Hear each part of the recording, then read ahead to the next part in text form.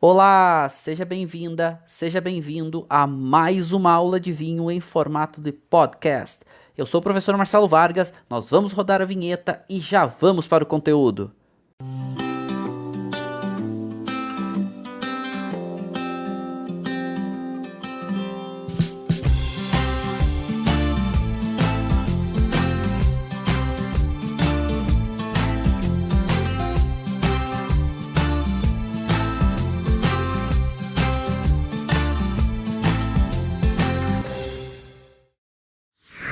Então, sejam muitíssimos bem-vindos a mais uma aula onde estamos desbravando o mundo dos vinhos e hoje falando especificamente sobre degustação.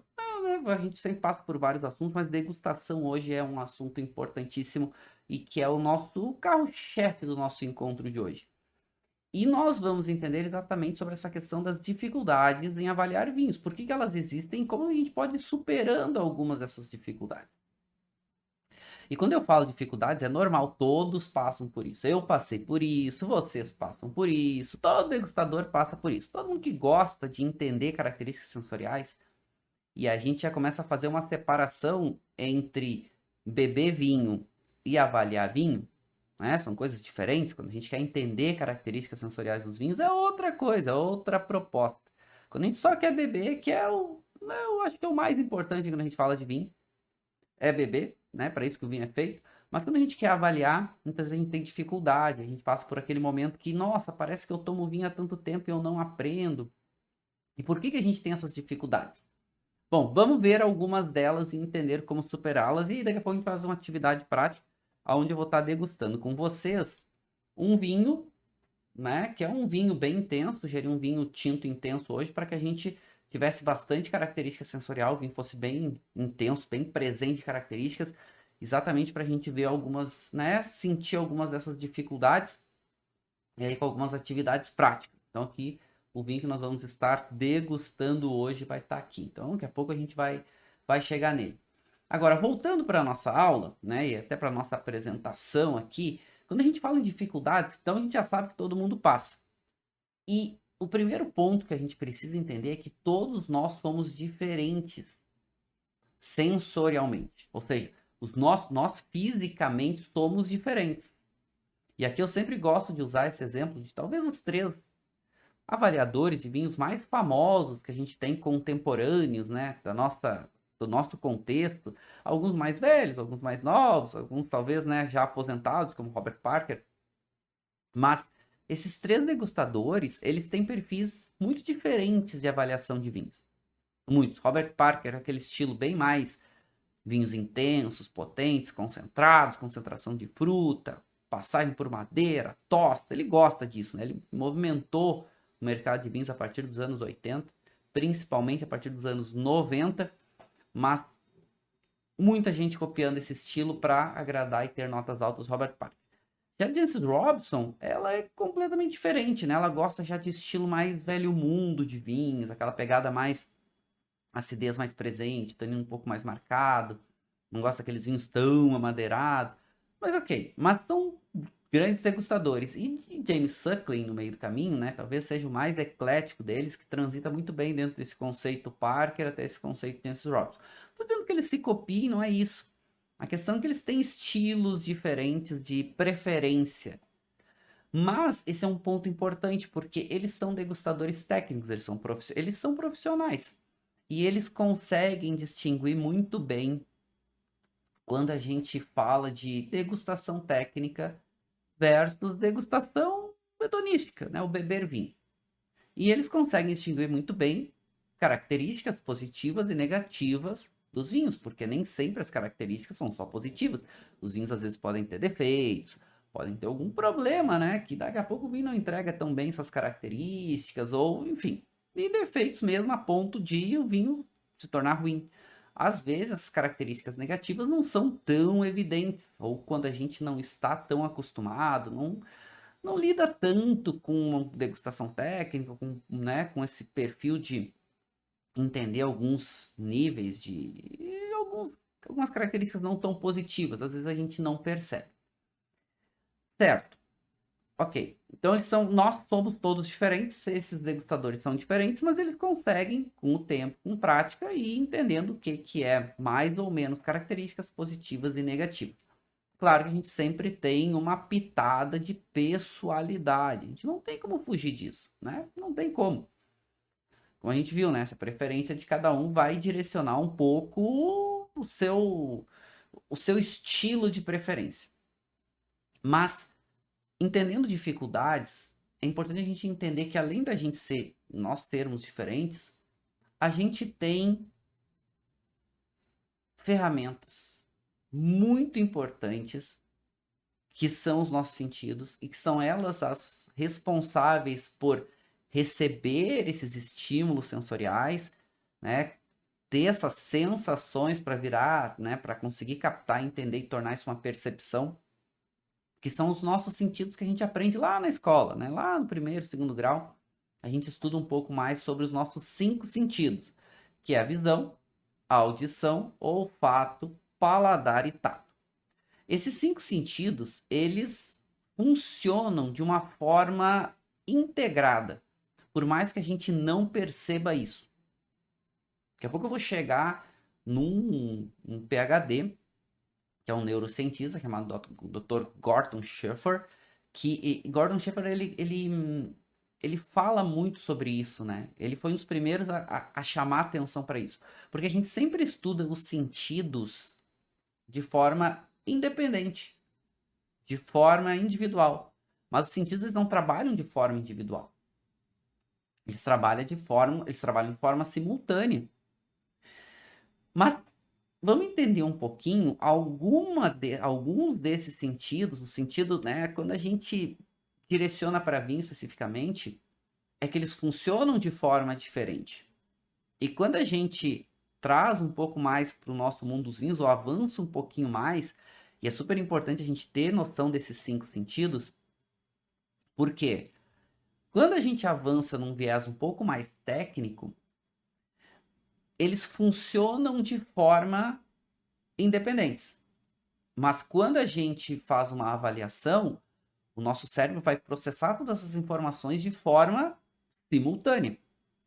Então, esse é um ponto importante, porque é legal a gente começar a entender melhor como funcionam os nossos sentidos e mais do que isso, a interação que os nossos sentidos têm com a bebida ou com as bebidas.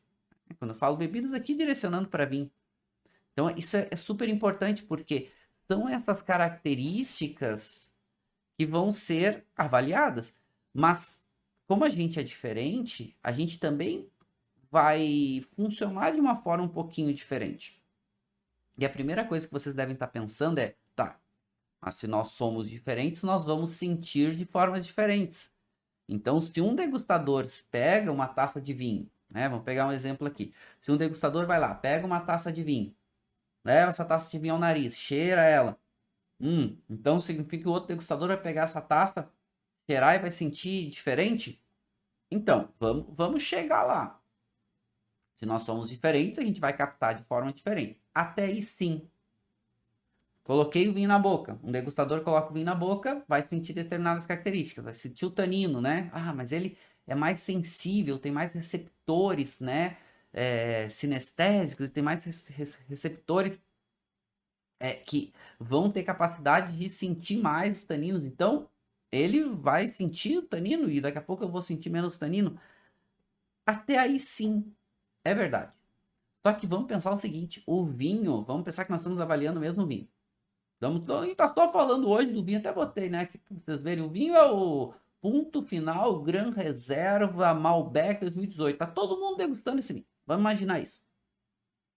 Então, todos os degustadores, por mais que eles sejam diferentes, o vinho, se é o mesmo vinho, e vamos pensar que vamos fazer o exercício que é o mesmo vinho que serviu para todo mundo igual, na mesma quantidade, no mesmo momento, na mesma taça, né? Taças iguais. Então, o vinho ele vai ser um só. Então, cada pessoa precisa praticar exatamente para entender, porque o vinho ele não vai ter mais ou menos tanino, a quantidade de estrutura tânica é a mesma. Vamos lá, acidez. Vou pegar uma coisa que fique mais fácil, né? Um pouco a gente chega no tanino. Acidez, né? Aquela sensação que gera salivação, né? Aquele estímulo que gera salivação. Vamos pensar numa limonada, né? O limão é ácido, né? Quando a gente bota ele na boca, o nosso organismo reage, porque né, o nosso pH da boca muda, então a gente começa a salivar para tentar eliminar aquela presença ácida para equilibrar de novo o pH da boca. Então, quando a gente põe alguma coisa ácida na boca, a gente gera muita salivação. Tem pessoas que talvez tenham mais papilas gustativas sensíveis, ou mais neuroreceptores sensíveis à acidez. Mas a acidez do vinho é a mesma. Nós estamos com o mesmo vinho. Então, cada pessoa ela vai ter que entender como que o vinho interage com o seu organismo, com os seus sentidos. Ou seja, o produto é o mesmo. Se nós estivermos comparando dois vinhos iguais, duas pessoas comparando dois vinhos, e essas duas pessoas estão com os mesmos dois vinhos, os vinhos são os mesmos. Então, cada pessoa vai reagir de uma forma diferente. E é isso que ela tem que entender. Se aquele vinho tem menos acidez, eu vou sentir de uma forma. Se tem mais acidez, eu vou sentir de outra forma, porque eu sou único. Mas o vinho é o mesmo. Então, ele vai se expressar da mesma forma. E é essa métrica que cada pessoa vai ter que fazer. E vocês estão pensando, nossa, eu nunca vou aprender isso. Não, aprende. Aprende. É como falar um idioma. É como dirigir. No começo é difícil. A partir da hora que a gente tem uma orientação, tem um caminho, tem um norte, a coisa vai ficando mais fácil. Claro que no começo é mais difícil. E aí, então, já vamos voltar para uma parte, né? A gente volta daqui a pouco para uma parte, digamos, um pouquinho mais prática. Mas vamos pensar aqui que os nossos sentidos, e até entender um pouquinho esses sentidos para a gente conseguir avançar nessas diferenças, e vocês já começam a entender por que as dificuldades, né? E assim, a primeira grande dificuldade a gente já falou, que é vinho é uma bomba de estímulos sensoriais. Esse é o primeiro ponto. E isso é que também nos dá tanto prazer em tomar vinho, em degustar vinho, porque ele tem muitas características sensoriais, que no mundo dos vinhos nos atrai tanto. Os nossos sentidos, eles funcionam de forma independente. Mas, quando a gente degusta um vinho, eles vão somar todas essas informações, não eles, né, mas o nosso cérebro, para ter um resultado. E esses nossos sentidos, eles funcionam de formas diferentes. Muito por moléstia, né, vamos chamar de estímulo, principalmente estímulos físicos e estímulos químicos. Vamos chamar assim. Vamos agrupar nesses dois. Os estímulos físicos, eles são um pouco menos difíceis de serem avaliados.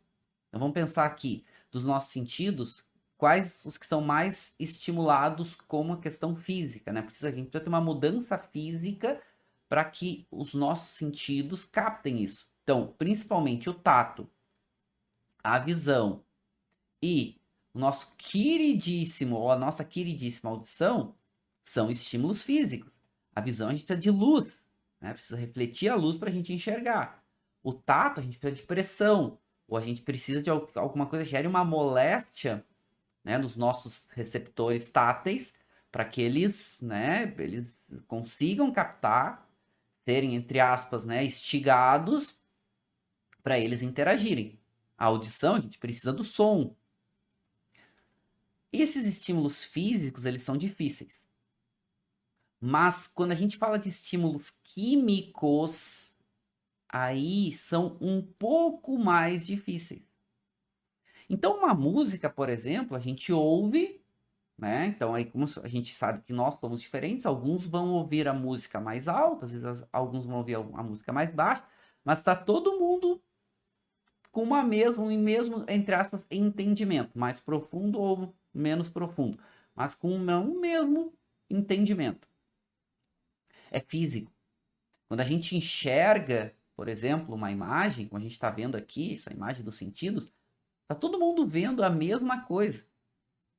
Agora, quando a gente fala de estímulos químicos, a nossa capacidade de identificação, ela se torna um pouco mais ampla.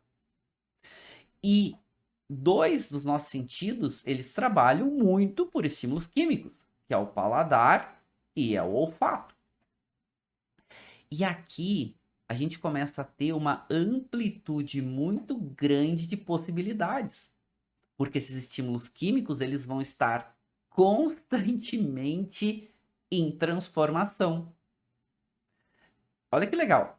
E assim, parece um pouco confuso, não confuso, mas parece muita informação no primeiro momento. Não só informação aqui da aula, mas informação sensorial, quando a gente está fazendo uma avaliação técnica. E é verdade.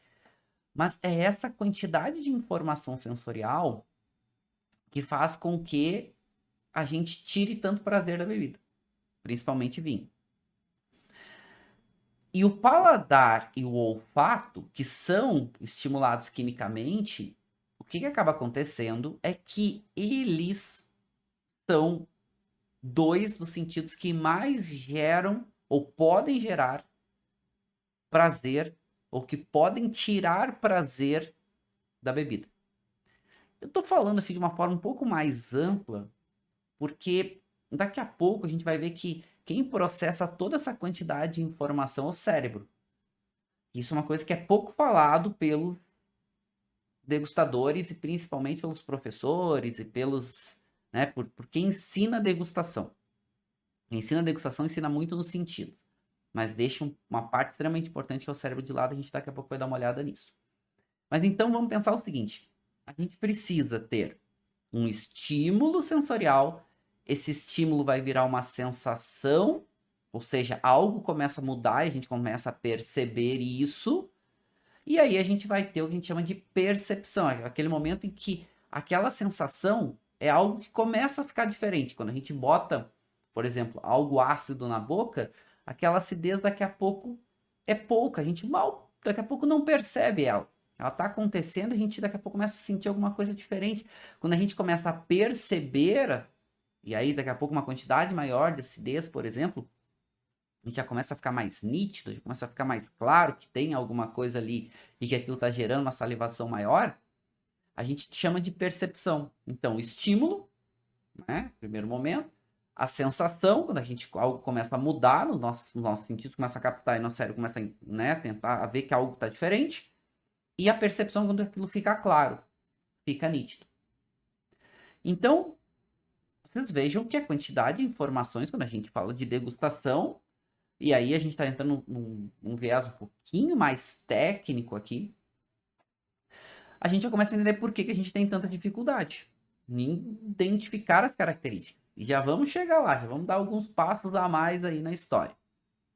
Bom, se a gente fala desses estímulos, sensações, percepções, a gente precisa também falar que essas percepções, ou seja, aquele momento aonde fica claro que algo mudou, algo está molestando os nossos sentidos estão interagindo com isso, e vamos pensar que os nossos sentidos, eles são um processo da evolução humana, e isso é muito importante, porque foram eles que, e eles evoluíram para isso, né? Foram eles que nos mantiveram vivos e nos mantêm vivos, nos nossos sentidos, e eles evoluíram para a preservação da espécie, né? Que a gente sentiu um cheiro ruim, né? Tipo um incêndio, a gente sente um cheiro de fogo, a gente já sai, a gente não fica ali, né? A gente sente o cheiro de gás, a gente sai, não fica ali, sabe? Que aquilo pode nos ser prejudicial. E isso vem desde o tempo, né, da evolução humana, desde o homem primata, que via um perigo e já fugia do perigo.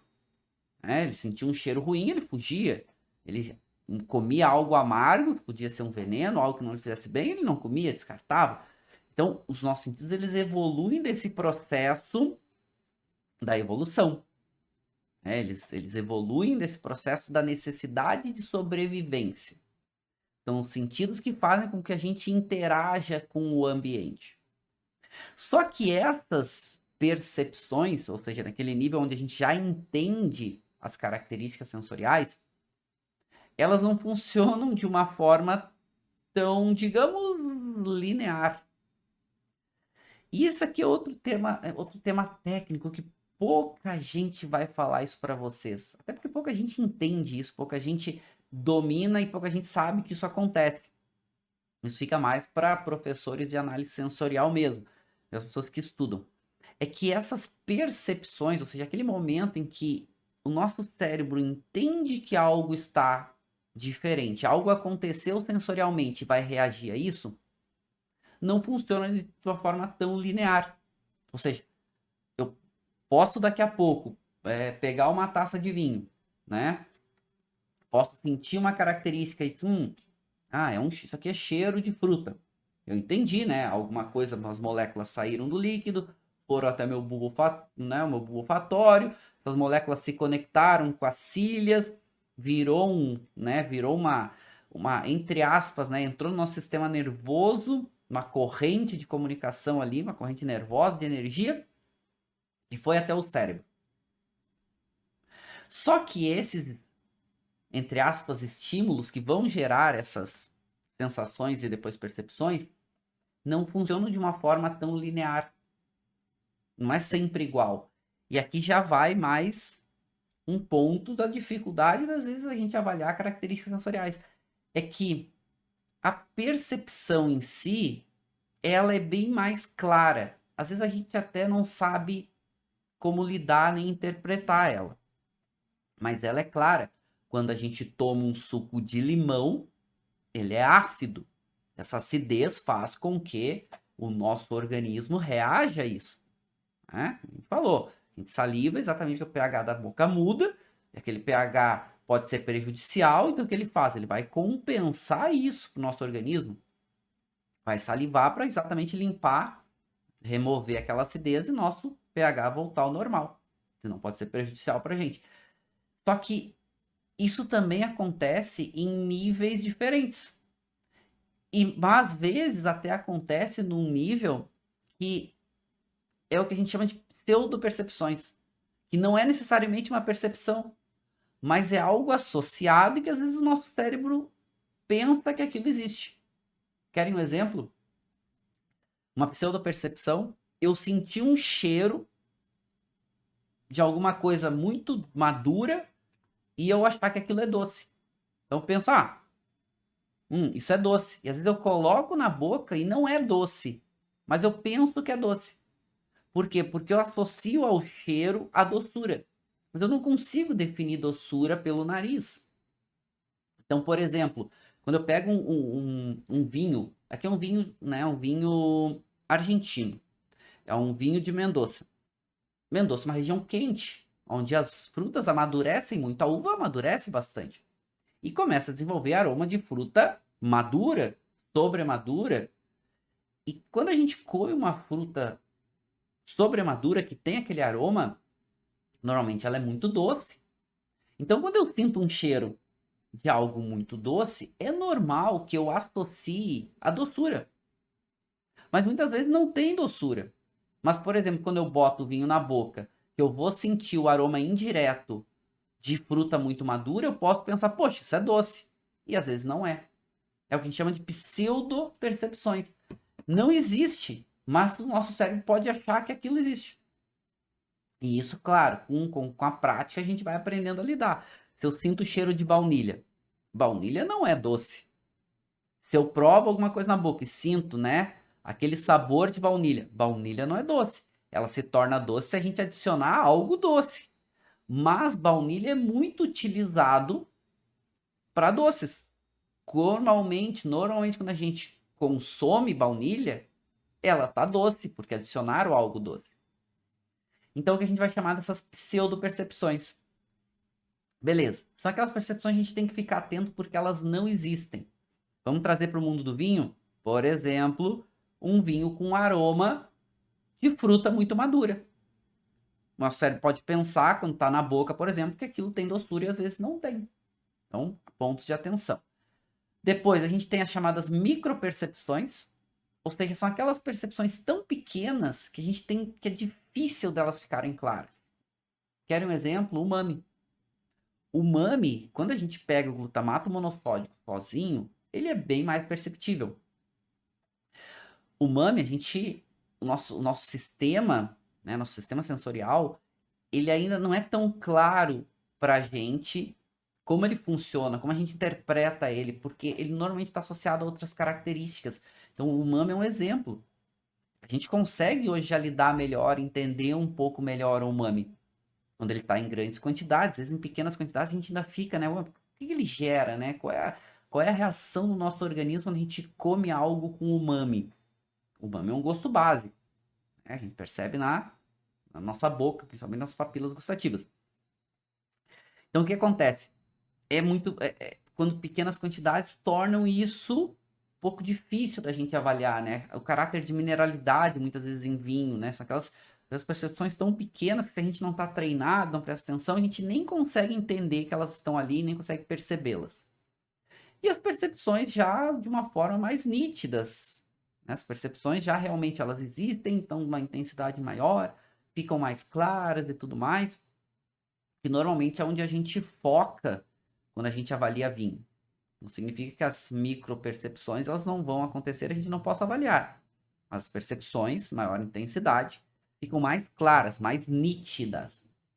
Eu coloquei um resuminho aqui para vocês entenderem um pouquinho aqui de alguns exemplos, por exemplo, de pseudo-percepções.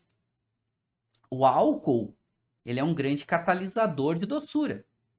Então, se a gente pega um vinho que ele é muito alcoólico, ele pode fazer a gente achar que o vinho é ainda mais doce do que realmente ele é. Não que o álcool não tenha, né, a percepção de doçura, ele tem. Mas muitas vezes, quando a gente encontra um vinho que ele é muito alcoólico, parece que ele é até mais doce do que realmente ele é. Alguns pontos de atenção. Quando a gente pega um vinho que, por exemplo, tem muito caráter de fruta madura, a gente pode achar que o vinho é doce. A gente coloca, e a gente assim, o nosso cérebro, porque ele está acostumado com aquele caráter de doçura nas frutas. O caráter do álcool, que muitas vezes gera uma sensação de picância, né? Muitas vezes a gente. Muitos consideram, às vezes, assim, como se tivesse uma petilência, como se tivesse um gazinho no vinho, às vezes não tem. Mas é o álcool que está ali causando uma percepção um pouco diferente que às vezes nosso cérebro acaba montando de uma forma um pouquinho diferente, entendendo de uma forma um pouquinho diferente. Aqui alguns só exemplos, tá? Para a gente entender que isso acontece. A gente não precisa ficar bitolado com isso. Porque se a gente ficar bitolado, a gente perde o mais importante, que é o prazer de beber vinho. Esse é um ponto importante. Aqui eu estou dando um viés, é uma aula um pouco mais técnica, uma aula que, né, que exige um pouco mais de atenção nossa aqui, para a gente começar a entender. Mas é isso que causa, por exemplo, mais dificuldades em degustação. Porque essas sensações, essas sensações acontecendo e gerando essas percepções conforme isso vai ficando mais claro, às vezes, né, pode não ser tão claro. Às vezes pode ser um pequeno estímulo, às vezes pode nem estar acontecendo, né? Até que chegam essas percepções mais nítidas e é por aqui que eu recomendo que a gente sempre comece os nossos estudos. A gente comece, a gente foque nosso aprendizado em degustação. Fica muito mais fácil se a gente focar no que é mais fácil, no que é mais nítido, né? Os estímulos, de modo geral, e vão gerar essas sensações, essas percepções. Quando as percepções são muito mais nítidas, é muito mais fácil. Então, pontos aqui, né, de referência. Vamos começar pelo que é mais fácil. Então, já estou dando alguns nortes para vocês. Tenha dificuldade, vamos superar essas dificuldades. O que eu recomendo, por exemplo? E aí daqui a pouco nós vamos chegar em algumas ferramentas para começar a nos ajudar aí no nosso processo de avaliação de vinhos. Mas pontos importantes comecem pelo que é mais fácil. E entendam o que para cada um é mais difícil. Por quê? Porque daí a gente vai trabalhar depois em cima disso. Porque os nossos sentidos, eles são muito amplos. E quando a gente vai falar dos estímulos químicos, e aí a gente já está falando de paladar e a gente já está falando de olfato, e aí a gente também começou a falar que esses estímulos, esses sentidos, eles trabalham de forma independentes, mas o cérebro processa de forma simultânea, e a gente muitas vezes chama, né? Isso, por exemplo, o que a gente chama de sabor. Sabor seria uma reação multissensorial. Várias coisas acontecendo ao mesmo tempo. Sim, isso é verdade. Mas é que não é quase tudo que é sensorial é multissensorial. Quase tudo. Porque depende. Depende do que a gente está fazendo, como a gente está lidando. Mas é normal, por exemplo, quando a gente pega um vinho e a gente fica focando em uma determinada característica, pode ser sensorial, né? Tô tentando sentir o cheiro e identificar a característica desse determinado aroma, né? Desse aroma direto, enfim. É normal que a gente fique pensando que está acontecendo só aquilo. Eu estou só tentando entender o caráter da fruta. Mas o cérebro, na verdade, ele já está processando que tu viu a cor do vinho, que tu viu a taça, que tu gostou ou não gostou daquele primeiro aroma, que tu daqui a pouco viu a garrafa, viu o rótulo. Isso tudo tá o cérebro processando quando tu tá tentando fazer a avaliação. E quando a gente fala de olfato, e o olfato ele pode acontecer, porque o nosso olfato ele é um dos nossos principais sentidos quando a gente vai falar de vinho, de identificar características sensoriais de vinho, porque ele é extremamente importante. Todos os sentidos são importantes, mas talvez o olfato aí seja um dos mais importantes para vinho. O nosso, né, dentro da nossa cavidade nasal, onde a gente tem o bulbo olfativo, e esse bulbo olfativo ele tem essas pequenas ramificações, e essas ramificações elas recebem as moléculas olfativas, porque as moléculas de odor, quando saem dos produtos e para a gente sentir cheiro, essas moléculas têm que se conectar aqui dentro do nosso bulbo olfatório, se conectar, né? Ou seja, essas moléculas se conectar com essas cílias para acontecer esse estímulo, para que a gente consiga identificar os aromas. E aí, claro, quanto mais moléculas saem do líquido, mais, né, probabilidade da gente sentir esses aromas. Só que, só para a gente ter ideia, né, ainda isso não é 100% comprovado cientificamente, né? Tem várias controvérsias aí. Mas, de modo geral, é bem aceito por muitas pesquisas científicas que o ser humano tem uma capacidade de identificar mais de 10.000 diferentes moléculas olfativas, diferentes aromas. 10.000. Ou seja, é muita coisa. E esse é um sistema bem importante para nós e é um dos principais sistemas que a gente tira prazer da bebida. Só que, por exemplo, os aromas, eles não acontecem só de forma direta. Porque as moléculas, quando eu tô com uma taça de vinho aqui, cheirando essa taça, eu tô agitando a taça e tô volatilizando e essas moléculas estão se desprendendo do líquido e chegando até o nosso bulbo olfatório. Mas isso também acontece pela nossa boca, pelo chamado retroolfato. O líquido, quando está na nossa boca, ele continua soltando moléculas, essas moléculas se tornando mais leves que o ar e subindo até o nosso bulbo olfatório. Então, os aromas eu sinto de forma direta, ou seja, de forma nasal, ou de forma indireta, de forma retronasal. Temos aqui, né, uma conexão que permite que a gente também capte os aromas indiretos quando tá o vinho na boca. Só que olha só, olha que interessante, né?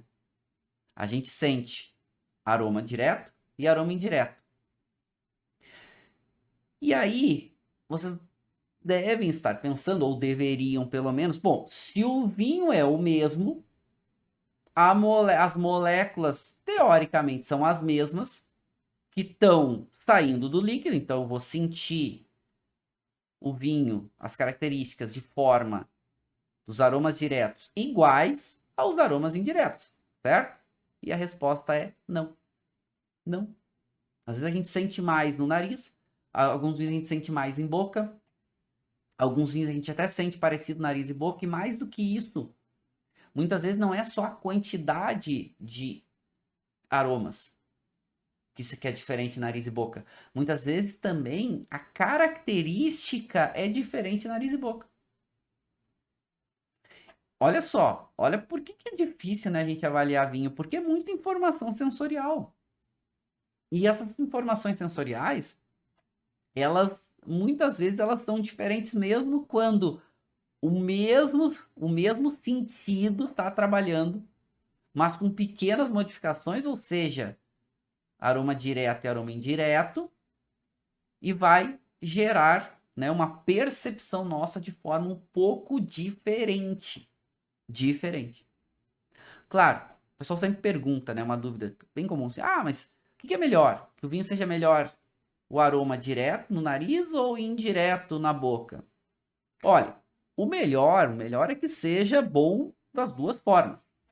E seja bom e igualmente bom das duas formas. Agora, se tivesse que escolher, e até quando a gente faz, né, avaliações técnicas, normalmente a gente dá mais pontos positivos quando o vinho é melhor na boca do que no nariz. O mais ainda pontos a gente vai dar se eles são tão bons quanto nariz e boca. Agora, quando o vinho é melhor no nariz e é menos interessante em boca, ele vai perder alguns pontos interessantes. Por quê? Porque o vinho é feito para ser consumido, para colocar na boca e se tomar. Então a gente quer que na boca o vinho entregue características positivas. Não vou dizer até mais do que no nariz, mas pelo menos igual. Ou até, se puder, né? Que a gente quer que seja interessante, muito interessante em boca. Porque de nada adianta ser muito interessante no nariz e aí vai colocar o vinho na boca, não entrega nada. Né? Casa com um monte, pega o vinho, daqui a pouco ele, né, cheio de características, por exemplo, aí pega o vinho aqui, nossa, bota no nariz, tem aroma de fruta madura, tem aquela nota, né, de Imperial Mate, aquele tostado gostoso, tem aquela nota de baunilha, aquela com um coco, né, bem definido, tostado, aquela fruta madura. Aí coloca na boca, não tem a fruta, não tem o tostado, aí o vinho não é interessante. Bom, mas é o mesmo vinho. Mas como que ele está se expressando de forma diferente? Aí é que tá. Porque o vinho na boca, ele tá um pouquinho diferente. Não o vinho necessariamente, mas o ambiente que ele tá diferente. E ele vai se expressar de forma diferente. Então, a gente está falando aqui de dificuldades, né? Ou seja, desafios que a gente tem para avaliar o vinho. E a gente já está começando a trabalhar algumas coisas aqui para tentar superar um pouco alguns desses desafios, né? Não é automático, né? Não é sozinho, não é. A gente precisa aí, claro, de um norte. E um dos desafios que eu já falo para vocês que vocês têm que aprender, ou até não vou chamar ainda de desafio, mas vamos chamar de uma lição que vocês precisam entender é que assim, para aprender sobre vinho, teoria e prática precisam andar juntos. Essa história que, vinho precisa de litragem, precisa. É verdade, precisa de litragem. Não se aprende de vinho só em teoria. Na teoria, você só vai aprender a teoria. Agora, também não se aprende vinho só na prática. Precisa ter prática e teoria. Prática e teoria. Porque senão, se for só prática, é o que muitos de vocês passam, é o que eu passei, é o que a grande maioria passa, parece que não aprende. Parece que não aprende. Para aprender, precisa focar.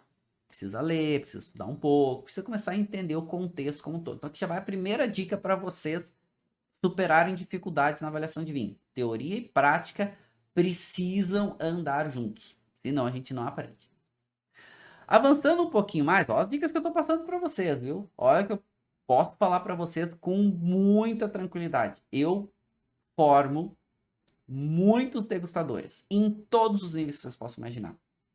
Eu dou aula de degustação no curso de sommelier na ABS, Associação Brasileira de Sommelier. Eu dou aula de degustação em pós-graduação de vinhos. Eu dou aula de degustação no Brasil, no exterior.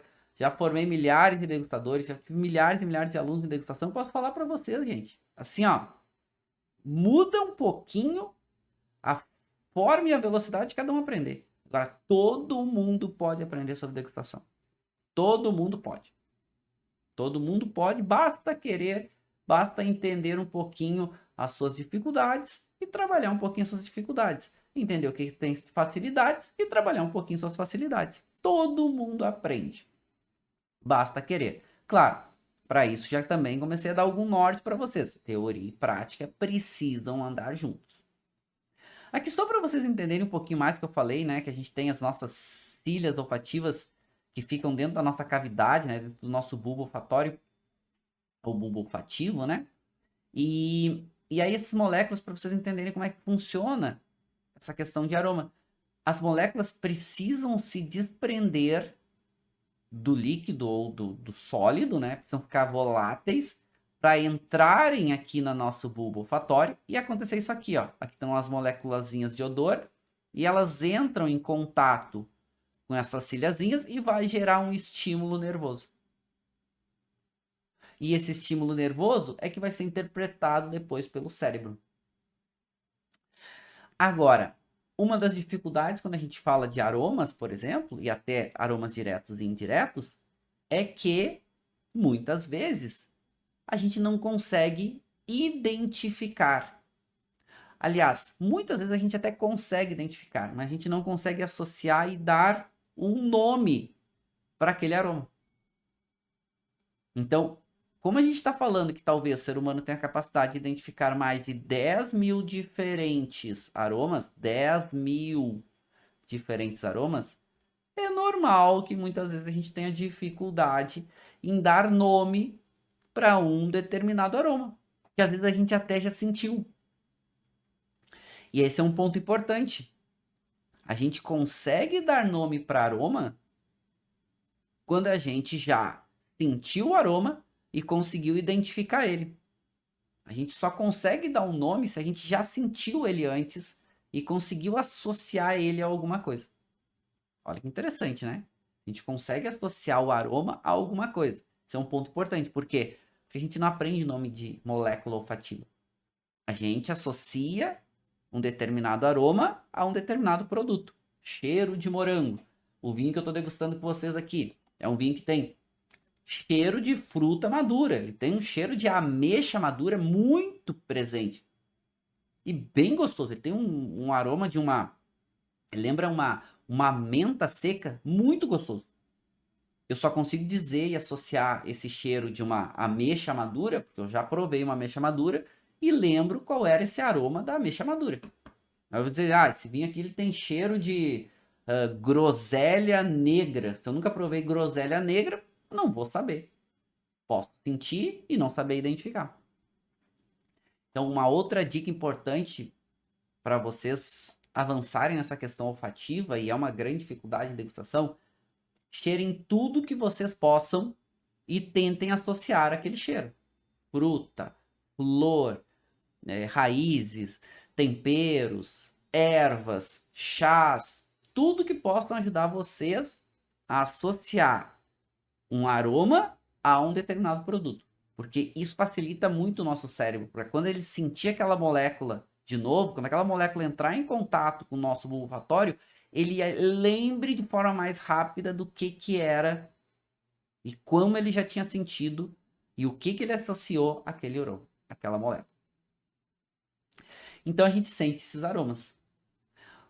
Uma outra dificuldade, a gente já está entrando aqui um pouco nos nossos sentidos, né? Entendendo um pouco os nossos sentidos. E uma outra dificuldade que muita gente tem é também no nosso paladar. A gente falou que os estímulos, né? E até os nossos sentidos, que tem esses, né? Eles trabalham através de estímulos químicos, que é o olfato e o paladar, e aqui a gente entra um pouquinho no paladar, são os mais difíceis.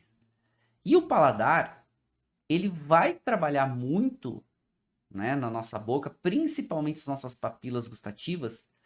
E a primeira coisa que quando eu falo sobre língua, sobre papilas gustativas especificamente, e as papilas elas não estão só na língua, elas também estão na nossa faringe, alguma coisa na nossa garganta. E são essas papilas gustativas, e não necessariamente a língua, mas as papilas, que identificam os gostos básicos. E os gostos básicos são estímulos químicos. E claro, a nossa língua é o órgão que mantém a maior concentração de papilas gustativas. E estava falando para vocês, a primeira coisa que a gente precisa saber quando a gente fala da nossa língua é que não existe um mapa da língua. Mas eu vi no livro. Não existe. Não existe. Isso é uma... Já falei algumas vezes, né? Isso é uma pesquisa científica muito mal feita do começo de 1900, que foi mal interpretado em 1930 e que Harvard já derrubou isso nos anos 50. A gente está em 2022. Então já faz mais de 70 anos que Harvard derrubou o conceito do mapa da língua. Tá, mas eu vejo nos livros até hoje, sim, mas está errado. Ganhou uma dimensão mapa da língua que dizia, não, porque na ponta sente o doce, nas laterais sente a acidez e a salinidade, o amargor sente no fundo. Não, não. Eu posso sentir doçura na ponta da língua, como posso sentir no meio, como posso sentir no fundo, no lado, não existe mapa da língua. Então, por que não existe mapa da língua? Porque as papilas gustativas, que elas que têm essa capacidade de receber os estímulos químicos dos gostos básicos, e gostos básicos são 5, né? O doce, o salgado, o ácido, o amargo e o umami, são só esses 5 que as papilas gustativas vão identificar e receber. Elas são diferentes, tem vários formatos de papilas que têm funções diferentes e que têm neuroreceptores um pouquinho diferentes. Então, eu posso ter papila na ponta que identifica o doce, no meio da língua, no final, e acidez também, no lado da língua, no meio da língua. Então, não existe mapa da língua. Esqueça o mapa da língua. Se alguém tiver dúvida, faça um teste em casa. Faça um teste. Se autotestem. É fácil fazer isso. Pega água, faz uma concentração muito grande de um dos gostos básicos. Pode pegar doçura, por exemplo, que a gente é mais fácil, né? Pega uma água, satura ela com muito açúcar, pega um cotonete, molha, né? Até um teste quebrar aqui. Pega um cotonete, pega a água, né? Então, vamos imaginar aqui, aqui eu tomo uma água, tomar um gole d'água. Peguem água. Eu vou fazer uma aula, um desses exercícios futuramente. Satura de açúcar, bota muito açúcar, pega um cotonete, molha nesse açúcar com água, né? Porque botou muito açúcar, para ficar mais fácil de perceber. Ela tá a língua para fora e molha com o cotonete, não na ponta, mas no meio da língua. Daqui a pouco molha do ladinho da língua. Vocês vão ver que daqui a pouco começa a sentir a doçura e não tá na ponta da língua. Então esse é um exercício que a gente faz seguidamente em treinamentos de degustação para mostrar que o mapa da língua não existe. Se existisse, eu só ia sentir a doçura na ponta da língua. Ah, mas eu sinto mais na ponta. Pode ser, algumas pessoas sim. Mas daqui a pouco não. Daqui a pouco não. As pessoas vão sentir no fundo, no lateral. Então não tem um mapa da língua. Vou sentir a acidez na lateral. Não, vai sentir na lateral, talvez sinta no meio, na ponta, talvez não sinta na lateral. Então não existe mapa da língua. Ok? Não existe mapa da língua. Isso é bom porque vinho, quando a gente pega, né, uma taça de vinho, a gente vai colocar na boca, senão a gente só ia sentir, botar a pontinha da língua no vinho, tá sentindo doce. Talvez sinta, sim, mas talvez também sinta acidez, talvez também sinta amargor. Por quê? Porque as papilas gustativas são diferentes. Estão distribuídas de forma diferente. Bom, isso é uma dificuldade, mais uma dificuldade na avaliação de vinhos. Mas, do mesmo jeito que é uma dificuldade, é aquilo que eu falei para vocês, né? Vamos entendendo as nossas dificuldades para ir superando elas. E daqui a pouco a gente vai chegar, a gente pega uma metodologia, né, uma ficha de degustação, e a gente também vai entender ali o que a gente tem mais facilidade de identificar e o que a gente tem menos facilidade de identificar. São pontos importantes.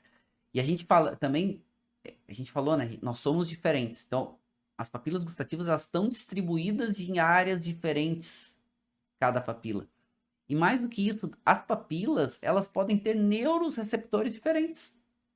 Mais ou menos. Talvez tenha mais receptores para amargor, talvez tenha mais receptor para doçura, talvez tenha mais receptor. E mais do que isso, como nós somos diferentes, é normal que na nossa língua cada pessoa tem uma quantidade maior ou menor de papilas gustativas. Esse é um teste que a gente faz, aonde a gente bota um produto colorante para contar as papilas gustativas. E aí esse produto ele reage com as papilas e vocês estão vendo marcadinho aqui em vermelhinho as papilas de uma língua. Percebam que aqui nessa da esquerda tem bem menos papilas que nessa da direita. E a gente tem até uma definição para isso, tecnicamente falando, né? Quem tem mais papilas, as papilas gustativas vão depender muito de pessoa para pessoa, vão oscilar muito. Então tem pessoas que vão ter aí em torno de 2.000 papilas, tem pessoas que podem chegar aí a 10, 11.000 papilas. As que tem bem menos, a gente chama de no taster. E os que tem muitas papilas, a gente chama de super taster. Vocês já estão pensando assim, olhando, É óbvio, né? O Super Taster, ele é muito melhor degustador do que o No Taster. Óbvio, né? Não, não, não. Até porque, se a gente parar para pensar, e até para saber cientificamente falando, No Taster, a gente tá falando algo em torno de 25% das pessoas no mundo. E Super Taster, algo em torno aí de 25% das pessoas no mundo. 50% das pessoas estão nesse meio do caminho, transitando. Ah, uns vão ter 2.000, outros 3.000, outras 4.000, outros 5.000 papilas. Então, mas esse aqui é melhor degustador, né? Porque tem mais papilas. A resposta é não. Não é melhor degustador. Pode ser? Pode. Pode ser melhor, assim como pode ser pior. Esse No Taster pode ser melhor, como pode ser pior. Porque não é por ter mais ou menos papilas que ele é melhor ou pior degustador. Não é isso. Sabe por quê? Porque o que eu posso afirmar cientificamente para vocês é que esse aqui que tem mais papilas, ele provavelmente ele vai ser mais sensível a alguns gostos básicos. E esse aqui vai ser um pouco mais resistente. Por exemplo, amargor. A gente já conseguiu cientificamente provar que dentro das papilas gustativas, ou seja, são as papilas gustativas que recebem os estímulos dos gostos básicos, amargor é um gosto básico, a gente já conseguiu comprovar e identificar mais de 30 diferentes neuroreceptores de amargor dentro das papilas. Então, esse super taster, ele provavelmente ele vai ter mais, ele há uma chance de ele ter mais neuroreceptores, porque ele tem mais papilas.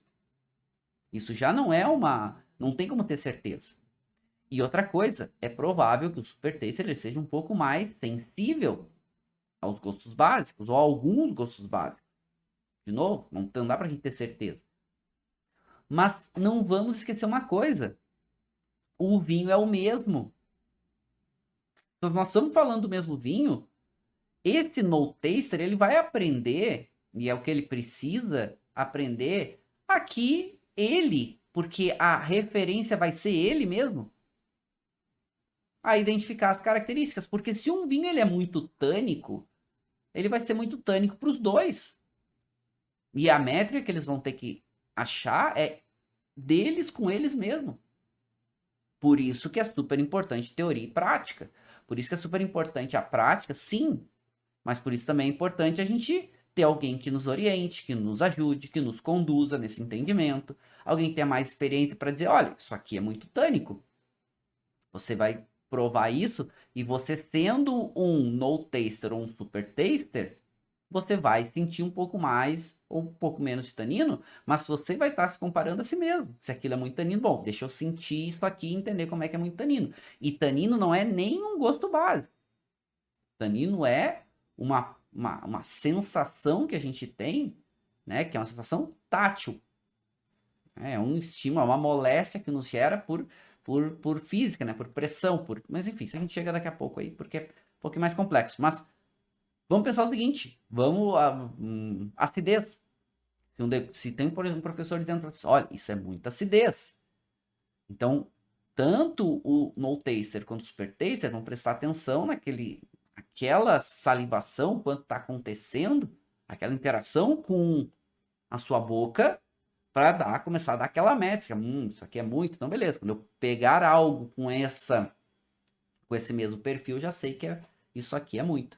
Me direciona a ter muita acidez. Então, não se estressem se vocês têm mais ou menos papilas gustativas, porque não é isso que vai dar, né, o entendimento para vocês sobre degustação, nem dizer que vocês são melhores ou são piores. Não, são diferentes. A gente já viu que isso é um desafio. Agora, olha que legal, né? A gente está falando aqui já há um tempo e olha quanta informação sensorial a gente está falando. Isso que dá para entender, né? Porque fica tão complexo, às vezes tão difícil aprender sobre degustação. Mas fiquem tranquilos, como eu falei para vocês, todo mundo aprende. Tá, mas eu tô falando para vocês até agora sobre os sentidos, sobre essa questão de estímulo, sensação e percepção, certo? Mas a gente começou, a partir dos anos 2000, a ser provocado com artigos científicos de um neurocientista dizendo, olha, tudo bem, os sentidos, eles são ferramentas extremamente importantes, eles captam as informações. Perfeito. Mas não é ele que interpreta. Quem interpreta essas informações é o cérebro. O cérebro vai receber essas informações, né? Vai receber, né? Principalmente vai virar um estímulo nervoso, né? Esse estímulo nervoso vai ir para um determinado área do cérebro e vai ser processado. E o cérebro ele não funciona focando somente num sentido, mas em todos eles. E quem faz essa provocação pra gente, a partir dos anos 2000, é o Dr. Gordon Sheffer. Tanto que ele vira uma referência, porque ele é um neurocientista, né? Ele é um PhD, que ele é um dos, né, coordenadores de neurociência do hospital e da Universidade de Yale.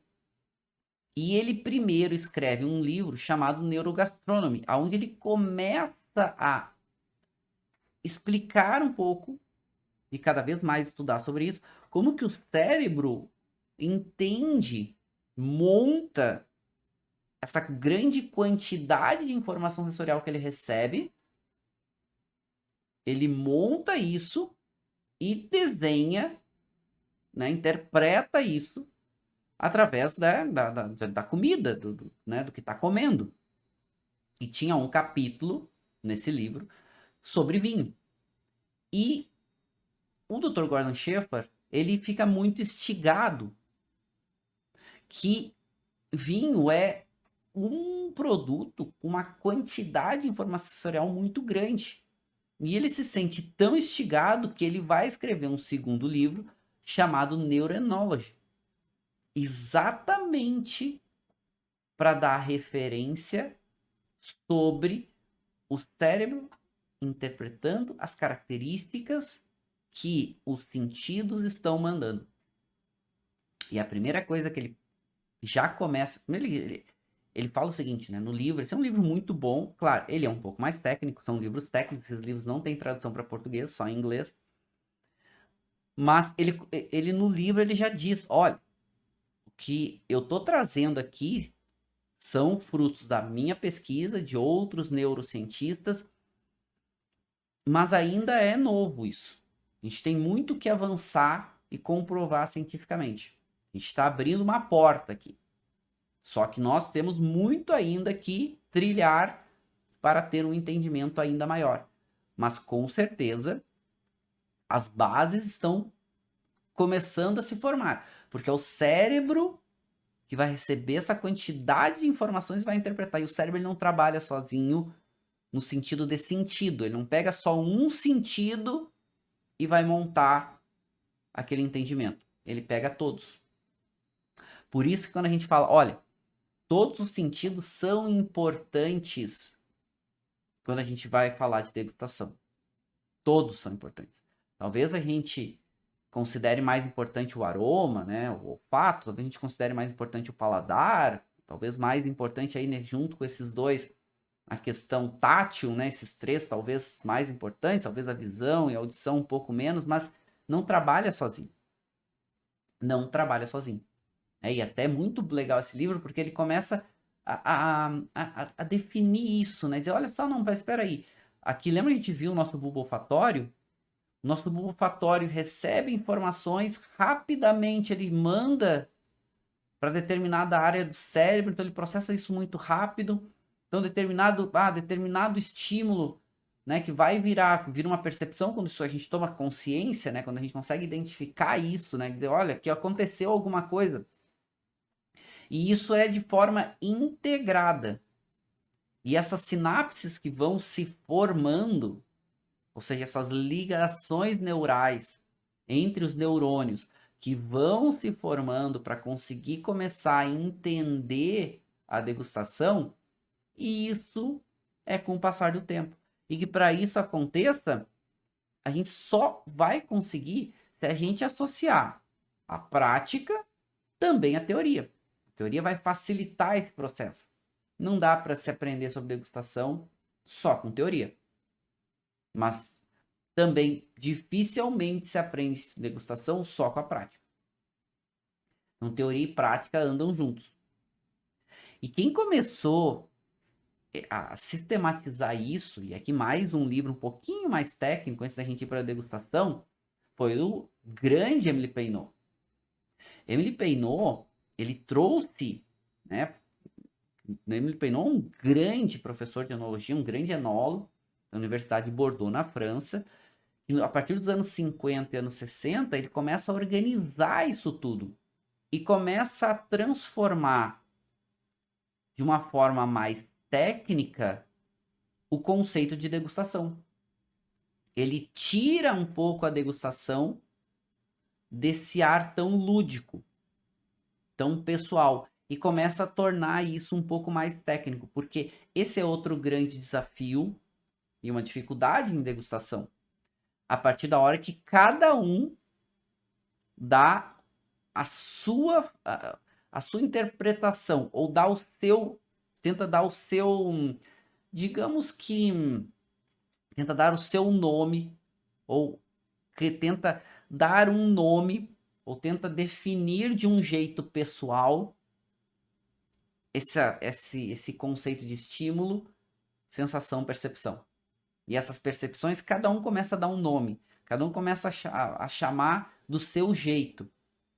E isso é um problema, porque, por exemplo, eu posso pegar um vinho, né? E vamos de novo aqui, vamos voltar ao nosso vinho. Posso pegar esse vinho aqui e dizer, olha, esse vinho tem cheiro do doce de fruta vermelha da minha mãe. Ótimo. E talvez até tenha. Mas quem sentiu o cheiro do doce de fruta da minha mãe? Talvez eu, algumas pessoas, mas a gente se reúne daqui a pouco em outro país, em um grupo de degustadores, e daqui a pouco estamos dando uma aula. Que adianta dizer, né, o cheiro doce de frutas vermelhas da minha mãe? Não sei quem sentiu isso. E aí cada um vai dando um nome, cada um ia chamando de um jeito, cada um ia dando, né, ficando cada vez mais lúdico. Então o Emily Peinot, quando ele escreve esse livro, ele é bem técnico, tá? E aqui a gente tá uma aula um pouquinho mais técnica. Esse livro, ele é técnico, O Gosto do Vinho, é um livro grandão, ele é um livro que até eu fui conversar com o tradutor, eu tenho a versão já em português. Eu fui conversar com o tradutor porque ele foi escrito em francês, pelo Emily Peinot. E quem traduz ele para o português, né, nosso queridíssimo colega, adoro ele, professor José Luiz Alvim Borges, que é um dos professores da ABS São Paulo, que é um grande pesquisador, né, um grande pesquisador em vinhos, é autor, inclusive tem livros muito bons também. Eu fui conversar com o Dr. José Luiz sobre a tradução desse livro, porque ele é um livro extremamente técnico. E ele é um livro que fala exatamente sobre degustação. Ele organiza o conceito técnico de degustação, né, toda a pesquisa do Peinot e todo o avanço do Peinot, para definir, né, começar a organizar isso. E é um livro que, né, é um marco aí. Todo grande estudante de vinho, seja de enologia, seja de sommelierie, enfim, tem que passar por esse livro. E ele é um livro bem técnico. E o professor José Luiz Borges falou o seguinte, olha, foi um livro que foi muito difícil traduzir, porque os termos, muitas vezes em francês, eles são termos mais amplos. São termos que não tem uma tradução, muitas vezes, tão literal, uma tradução um pouco maior. Então, ele é um livro bem técnico. Bem técnico. Então, eu digo para vocês, quando vocês por um acaso chegarem a um nível, eu vou dizer para vocês, comprem esse livro somente quando vocês forem degustadores ou estudantes de médio para avançado. Por quê? Porque se você está num começo de trajetória de aprendizado, você vai ter bastante dificuldade para ler ele, porque ele é bem técnico. Não é que não vai aprender, só que vai ter um pouco mais de dificuldade. Tá? Deixa ele para quando você já tiver do intermediário para um avançado. Aí sim vai para o gosto do vinho. Porque Emily Peinot, ele começa a organizar aqui, e isso é a base para a degustação técnica de vinho que a gente vai ter até hoje, dizer o seguinte, não, vamos sair do lúdico, vamos para um pouco mais técnico e vamos organizar isso. E aqui eu trago para vocês que aqui são dicas práticas para vocês, para ajudar vocês em algumas dificuldades em avaliação de vinhos, que é o seguinte, e a gente já vai para a prática agora, que é o seguinte, primeiro, vamos separar degustação hedonística, o beber vinho, de uma degustação técnica. Quando a gente quer avaliar vinhos, é legal a gente ter um viés um pouquinho mais técnico, né? Prestar atenção, se preparar um pouco mais para fazer uma degustação mais adequada. E isso é comum, né, em concursos, né, em pesquisas científicas, em julgamentos, e aqui alguns pontos importantes para vocês, que quanto melhor vocês trabalharem isso, mais fácil vão superando algumas dificuldades. Primeiro, criar uma formalidade, né, criar uma regra de ter um ambiente um pouco mais adequado, ter uma metodologia, né, uma ficha de degustação, criar, né, essa preparação, né, criar e preparar a degustação, usar taças adequadas, temperatura do vinho. Então, começar a ter um direcionamento para facilitar, e mais do que isso, para a gente também ir nos preparando para aquele momento. Isso é um dos desafios. Se a gente só pega uma taça de vinho, ou a gente é muito treinado e já tem uma capacidade muito boa de identificação de características, se não, como é o nosso cérebro que interpreta, tem um monte de gente falando, tem um monte de cheiro, tem muita informação sensorial acontecendo, vai ficando mais difícil de entender as características.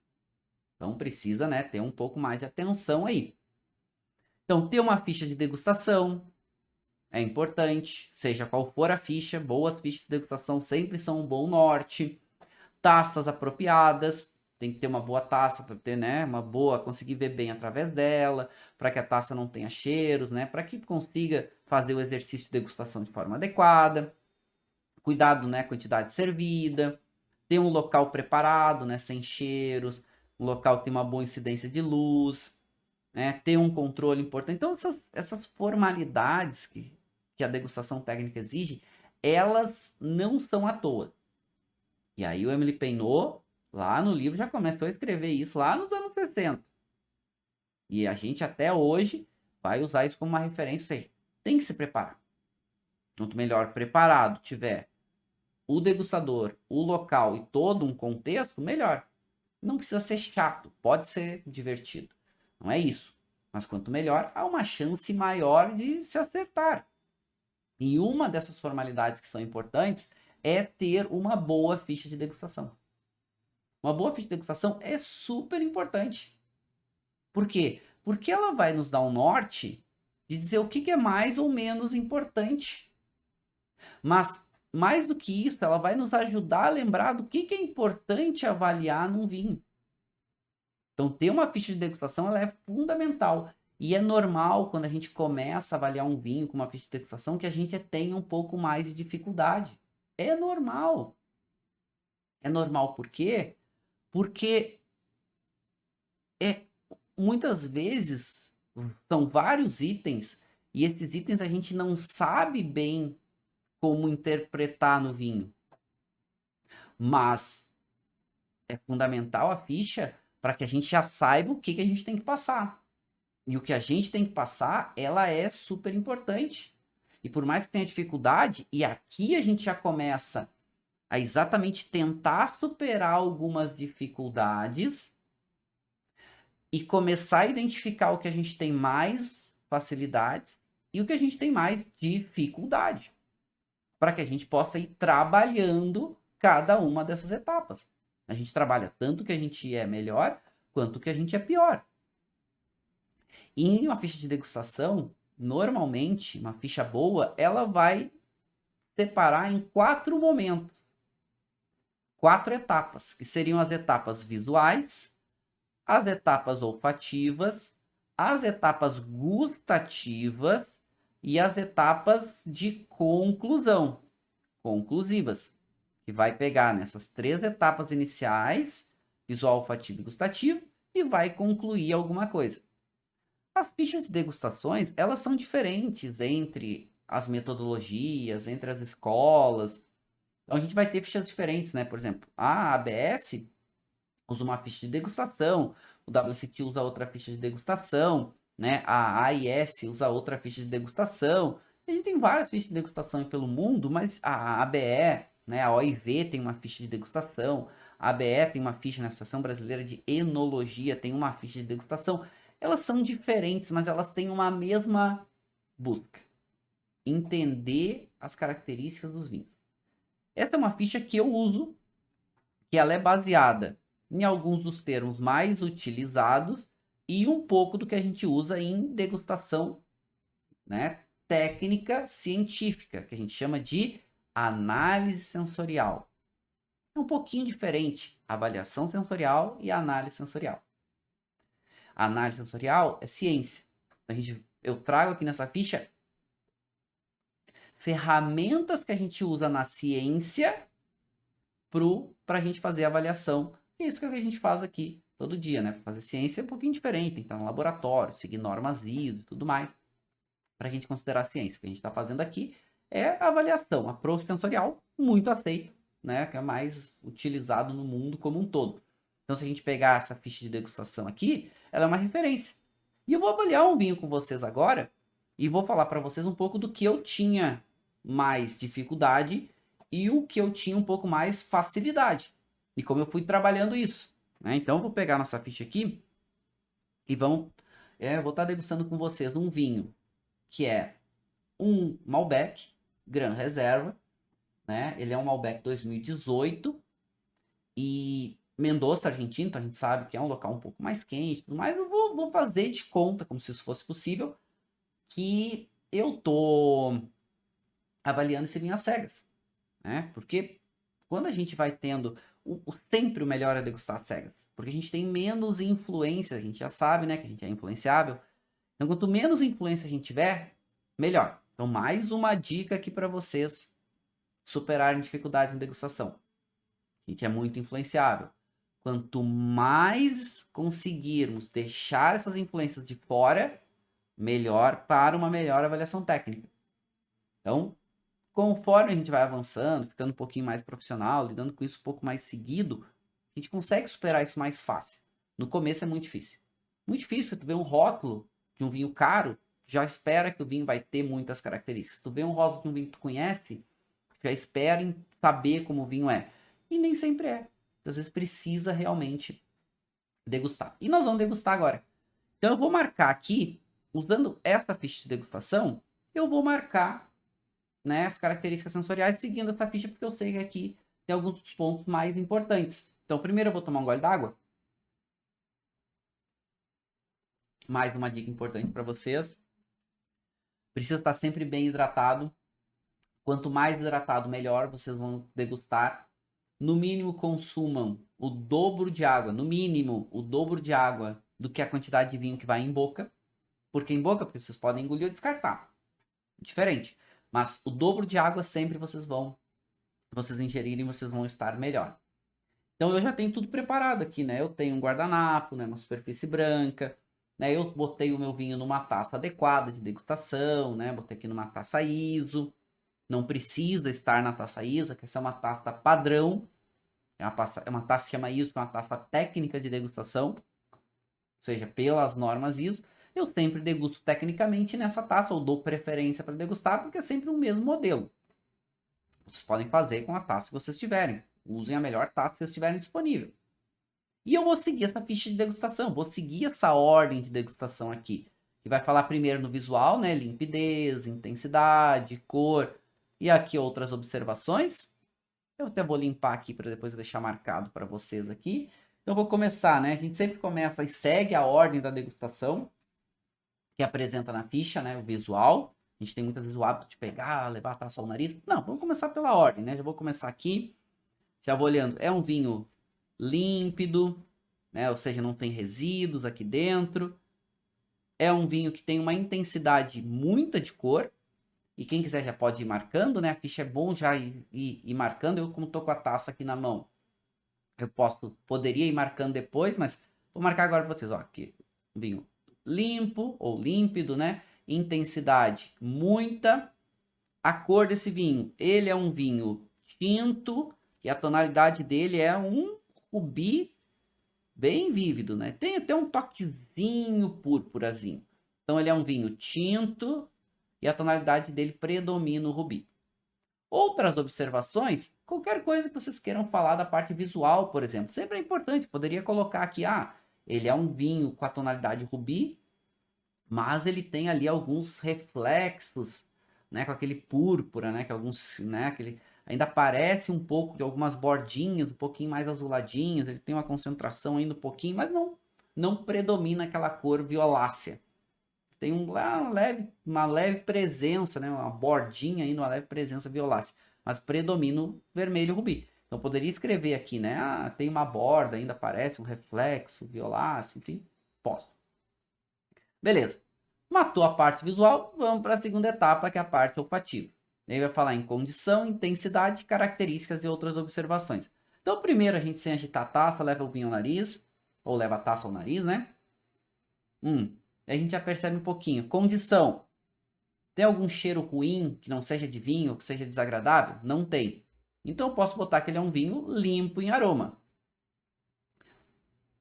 A intensidade, sem agitar a taça. Sente pouco, médio ou muita intensidade. Olha, esse é um vinho que está quase no muito. Mas com certeza ele passa do médio. Tem alguns vinhos tintos que tem até mais intensidade. Esse vinho, não sei se ele já está em muita. Então eu marcaria ele no meio do caminho entre o médio e o muito. E depois eu iria para as características de aroma.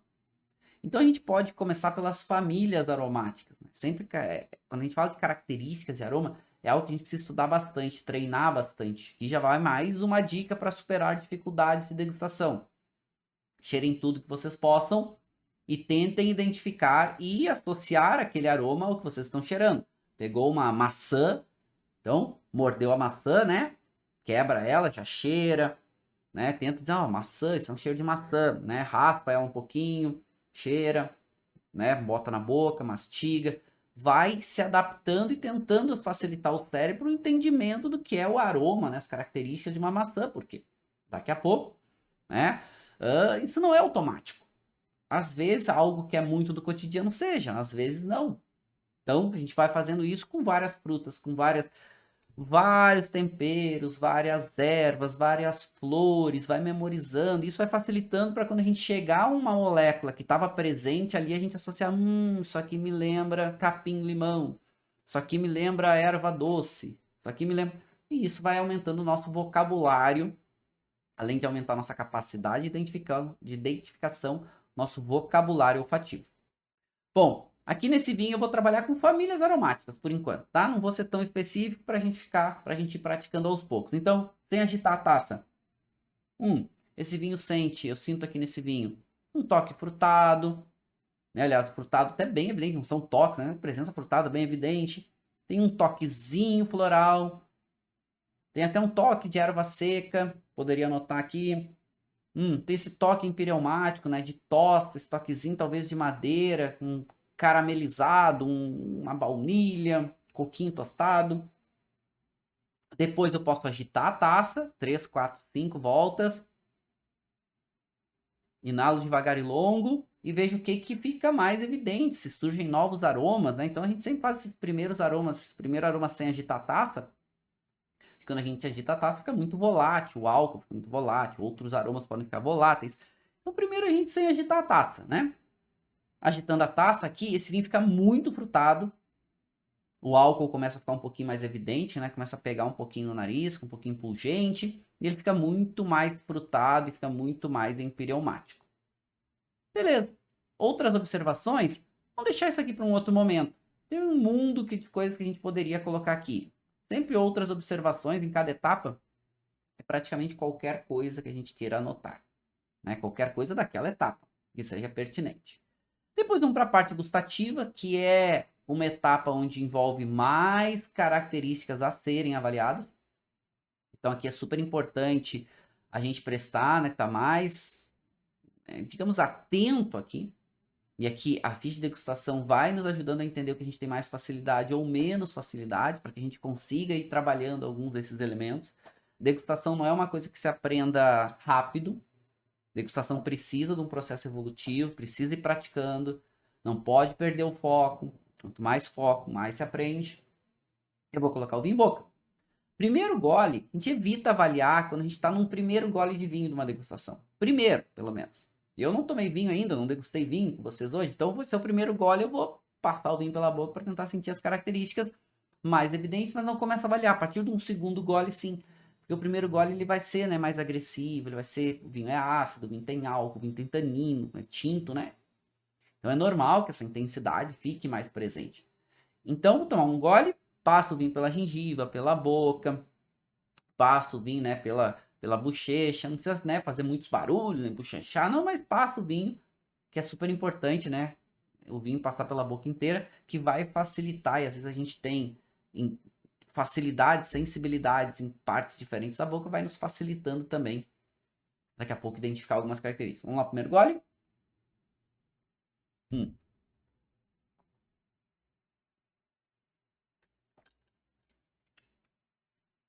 Vocês podem sempre descartar ou engolir. Uma degustação técnica das duas formas pode ser feita. Esse vinho, né? Aquele ataque primeiro de uma acidez, depois aquele de estrutura tânica, o álcool, depois volta a acidez, né? Um vinho intenso aqui, né? Vinho com estrutura, vinho com intensidade. Falando com vocês, as estruturas ainda trabalhando na minha boca. Agora, a partir do segundo gole, eu já começo a avaliar. Quem está começando, quem tem mais dificuldade, há uma tendência de querer dar um gole para cada característica. Um gole para doçura, um gole para o álcool, um gole para o tanino. Não tem problema. Só que nem sempre isso vai ser possível. Até porque os nossos sentidos vão cansando. Então, quanto mais a gente dá goles, mais cansado e menos técnico daqui a pouco a gente fica, com menos capacidade de identificação técnica. Então, eu sempre sugiro o seguinte: olha, quer dar um gole para cada um? Tudo bem. Mas tentem fazer o seguinte: num gole, avaliar doçura, álcool e tanino. Num gole 1. Num gole 2, corpo e acidez. Às vezes o corpo é mais difícil para algumas pessoas. A acidez, às vezes, é difícil, mas pouco menos. E num terceiro gole, focar em persistência e características de sabor. Ou características de sabor e persistência, né? Persistência vem depois. Então, 3 goles. E vão se condicionando. Ok, deu um gole para doçura, álcool e tanino, não conseguiu entender uma das estruturas? Para, dá mais um gole, entende aquela estrutura, passa para a próxima etapa. E aí vai nos ajudando a diminuir a quantidade de goles para entender bem os vinhos. Conforme vão ficando profissional, vai entendendo como fazer. Às vezes você, né, um gole consegue definir bem, às vezes em 2 goles consegue definir bem, às vezes só vai te voltar, né, às vezes um gole consegue ter bem definido as características, volta para tirar dúvida em algum elemento. Tende a ficar um pouco mais fácil fazer isso, menos difícil, vamos chamar assim. Mas não precisa dar muitos goles, porque a gente vai ficando cansado. Vou lá, vou fazer com vocês, tá? Esse vinho é um vinho intenso. Vou dar o primeiro gole, doçura, álcool e tanino. E vou ir marcando aqui na fichinha. Um.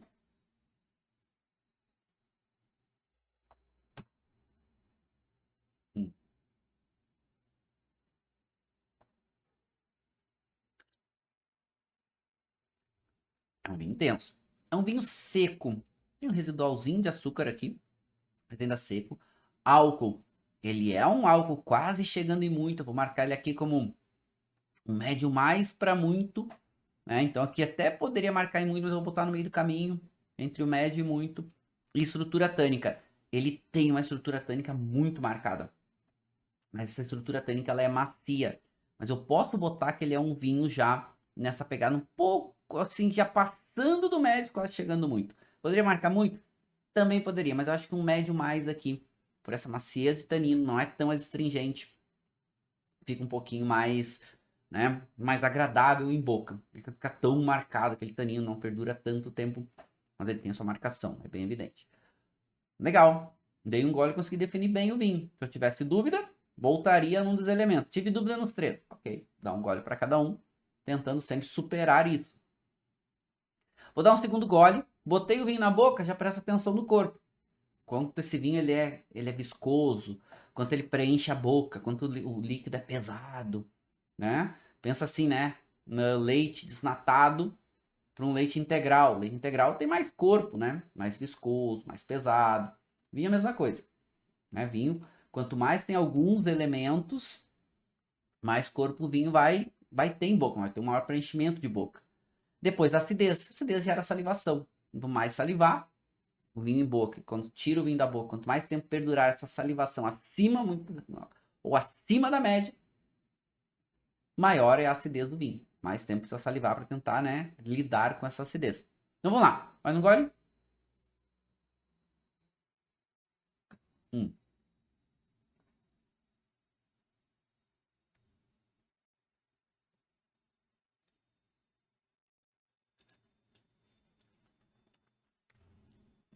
Presta atenção na salivação. Saliva. Corpo desse vinho, sem sombra nenhuma de dúvida, é muito. Ele é pesado, ele é viscoso. Ele preenche a boca, né? O líquido é viscosão, assim, pesadão. E ele tem essa acidez, olha, ela é uma acidez média, quase chega a ser um médio mais aqui, né? Mas ainda é uma acidez média. Acidez que tá tendo um trabalho para segurar esse conjunto. Até segura, mas com um nível um pouquinho abaixo, né? Talvez até marcar acidez entre um médio mais, eu acho que quase chega ali, né? Tá, ainda é média, né? Tá trabalhando, se esforçando para conseguir segurar esse conjunto, esse vinho que é todo para cima, né? Ele é encorpadão, ele é presente, né? Intenso. É um vinho de respeito, né? Um vinho, volume de boca bem, mas muito, muito, muito perceptível. Vou dar um terceiro gole para características de sabor e persistência. Então, características de sabor são as famílias olfativas, né? Em boca, daqueles aromas indiretos. Lembra que a gente tinha aquele canal para a gente perceber essas características? Só que aí na boca um pouco diferente, porque a gente tem mais estímulos acontecendo, daqui a pouco a gente vai perceber de uma forma um pouquinho diferente. E persistência é o tempo que dura essas características positivas, principalmente de sabor, né? Que lembra fruta madura, ou que lembra ervas, ou enfim. Então vamos colocar na boca para ver o quanto tempo perdura, mas mais do que isso também, quais são essas características. Hum.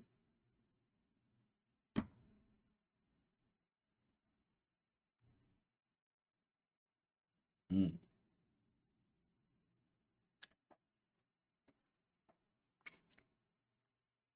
Hum. Hum. Legal. Olha, é um vinho que tem muita fruta e muita tosta. Muito esse empireumático, né? Essa tosta, até mais esse empireumático. Ele lembra um pouco de chocolate tostado. Ele lembra um pouco, né? De um caramelo, né? Quase aquele açúcar caramelizado. Ele não tem tanta doçura em boca, mas lembra um pouco, né? Aquele caramelizado. Ele lembra bastante fruta. E até tem um toquezinho. Ele em boca já não aparece tanto floral. Ele tinha um toque mais perceptível no nariz. Essa erva seca, né? Aquele mentol seco, aquela menta seca, não aparece também tanto em boca. Mas aparece um perfil de fruta, né? Aquela fruta negra madura. De novo aparece aquela nota de ameixa. Que aparece quase um toquezinho de um... Quase um cassis, assim. É quase um toquezinho licoroso, bem perceptível, gostoso. Uma ameixa muito madura e gostosa, aquela ameixa suculentona, assim. Legal. E a persistência desse vinho, ele chega a ser uma persistência média a mais, assim. Ele tá passando de média, chegando no longo, ele perdura, e aí o sabor passa e vai ficando ainda as estruturas do vinho que já não vai contar, já não vamos mais contar para sabor aqui nesse final, nem para persistência. Vai ficando mais que a estrutura tânica ainda fica um pouco, né, aquela percepção do álcool, né, aquela viscosidade ainda em boca, e o sabor vai passando. Mas o nível de qualidade desse vinho, com certeza, é um vinho aí que a gente já pode, né, tá trabalhando próximo aí ao muito bom. Acho que é um vinho que eu já marcaria ele como muito bom.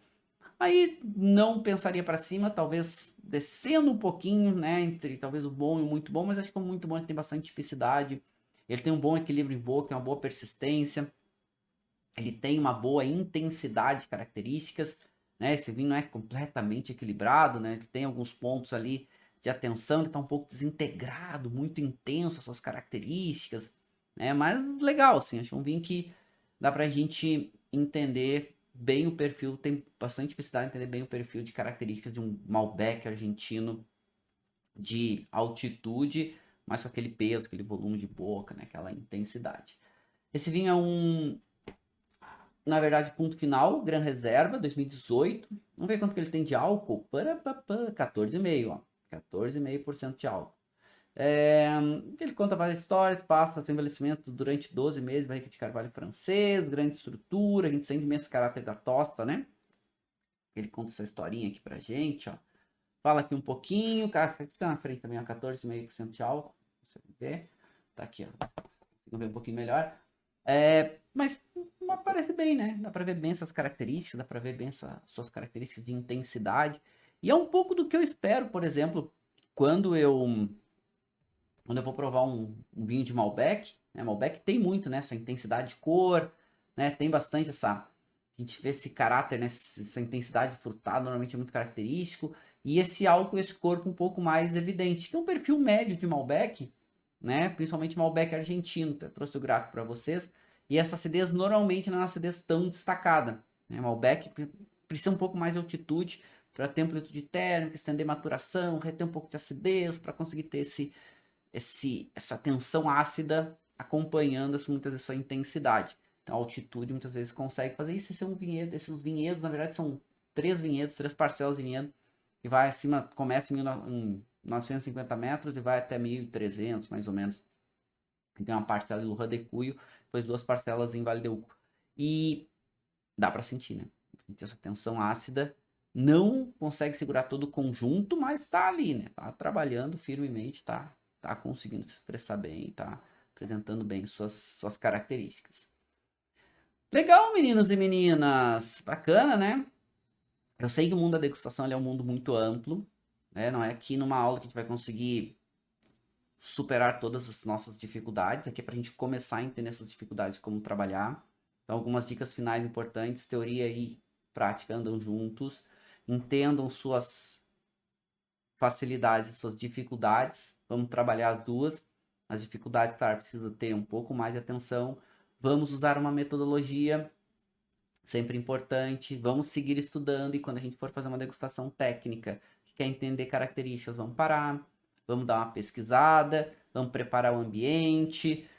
Sempre que possível, degustem às cegas, né? É importante, degustação às cegas sempre vai ajudar, né?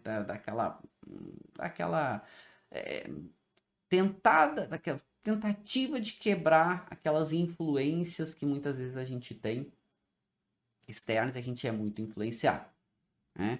E é isso, e seguir praticando diferentes produtos, vamos entendendo, né, e trabalhando nossas dificuldades, e claro, sempre um desafio novo aí que a gente tem, supera novos desafios novos chegam, a gente supera, teoria e prática andando juntos, né?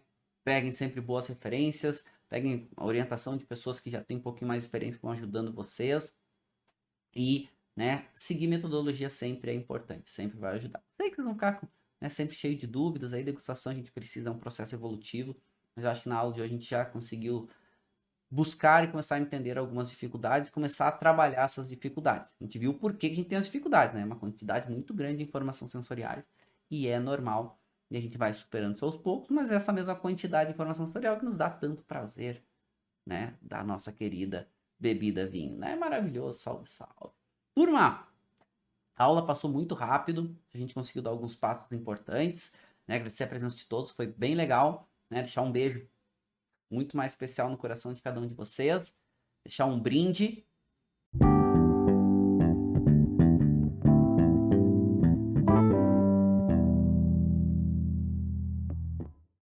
Você acabou de ouvir uma aula de vinhos do professor Marcelo Vargas, em formato de podcast. Para mais conteúdos, dicas e materiais sobre a bebida, acesse o site www.marcelovargas.org. Um forte abraço e até o próximo encontro.